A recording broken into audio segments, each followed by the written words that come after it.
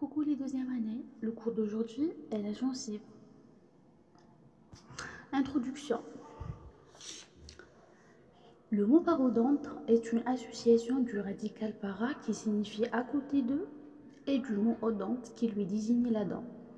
Il correspond à l'ensemble des structures tessulaires entourant les dents et leur servant de soutien.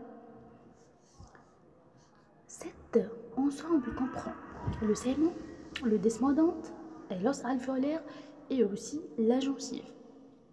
Du point de vue anatomo-physiologique, le parodonte se différencie en deux parties. Le parodonte profond, qui comprend le segment, le desmodonte et l'os alvéolaire, et le parodonte superficiel qui correspond à la gencive. Définition. La gencive est un tissu épithélo-conjonctif. On peut la définir comme la partie de la muqueuse masticatoire qui recouvre les processus alvéolaires et entoure les dents dans leur partie cervicale. En direction coronaire, la gencive se termine par le bord gingival libre. Au contour festonné, en direction apicale, elle se continue avec la muqueuse alvéolaire dont elle est séparée par la ligne ou la jonction mucogingivale. Au niveau du palais, il n'y a pas de ligne mucogingivale puisque le palais dur et le processus alvéolaire maxillaire sont recouverts par le même type de muqueuse. 2. Anatomie.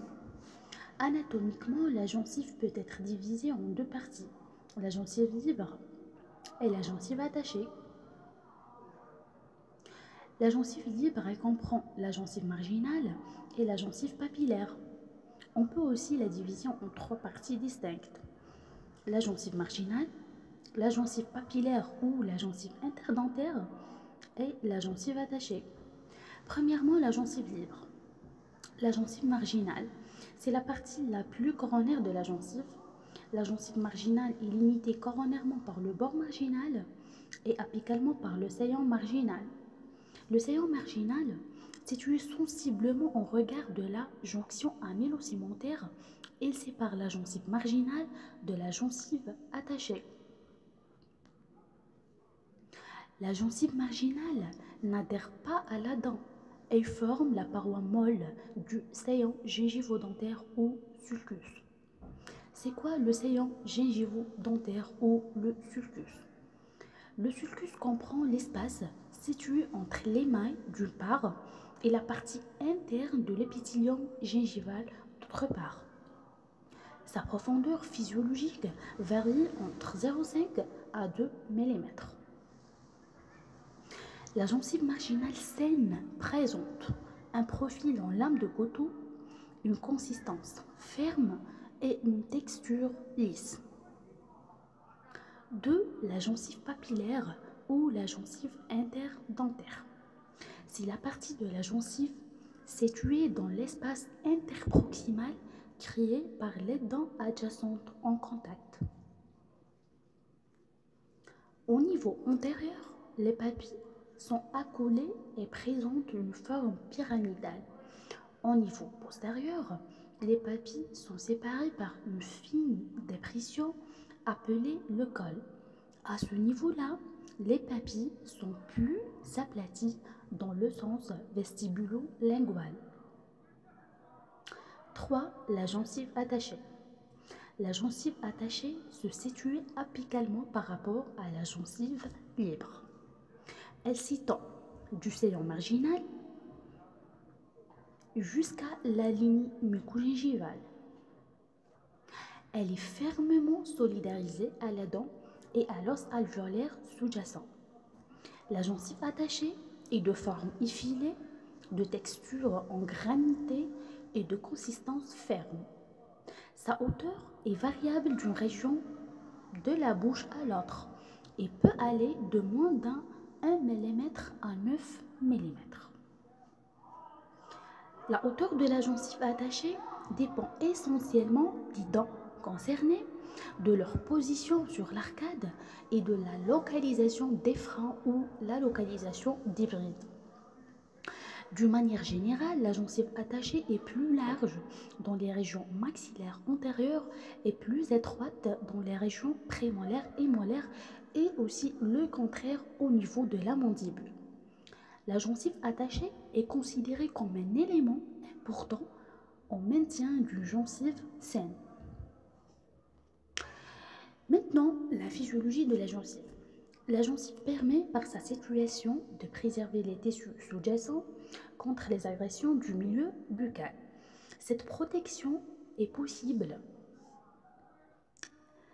Cette protection est possible grâce à ses constituants histologiques. On va commencer par le rôle de l'épithélium. L'épithélium jonctionnel assure le sertissage du parodonte à la dent.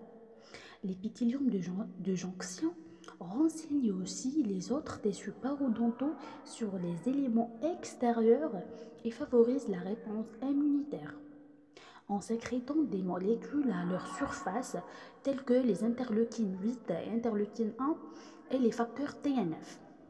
Les kératinocytes communiquent avec d'autres cellules comme les polynucléaires neutrophils. Le rôle du tissu conjonctif. Le tissu conjonctif gingival assure plusieurs rôles.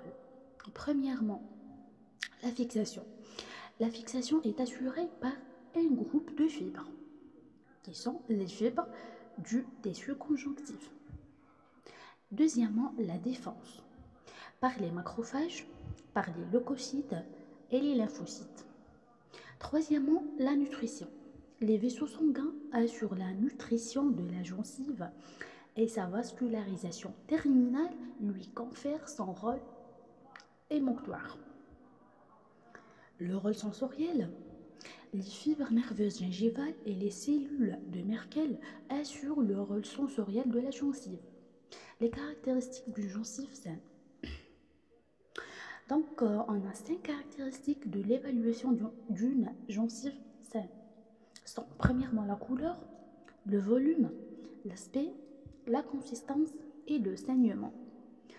Une gencive saine est de couleur rose dans 40% des cas, de contour régulier, de consistance ferme, d'aspect piqueté en peau d'orange, elle ne saigne pas.